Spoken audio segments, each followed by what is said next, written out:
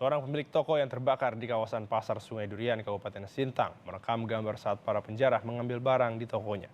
Petugas Satpol PP pun diterjunkan untuk mengantisipasi peristiwa berulang. Pergilah, tolonglah! Nggak punya hati ya kalian semua? Pemilik toko yang merekam gambar ini terus memohon. Ia meminta agar para penjara yang mengambil barang-barang di tokonya untuk segera berhenti. Tinggalkan!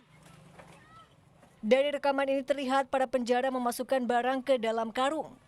Kalian masih kayak gitu, tega kalian!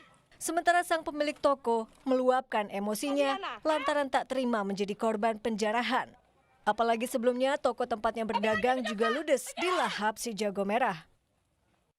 Akibat maraknya penjarahan, petugas Satpol PP pun mengerahkan personel untuk mengantisipasi peristiwa berulang. Kami mohon kepada toko-toko atau para pemilik toko yang berada di belakang kami, segera cek tokonya masing-masing sebelum oknum pemulung datang dan mengambil barang-barang kawan-kawan. Sebelumnya, kebakaran besar melanda 7 ruko di kawasan Pasar Sungai Durian, Kabupaten Sintang, Kalimantan Barat pada hari Minggu. Polisi telah melakukan olah TKP dan memasang garis polisi di sekitar lokasi. Tim Liputan, Kompas TV. Dan berita pilihan terakhir, saudara, dugaan penipuan Mario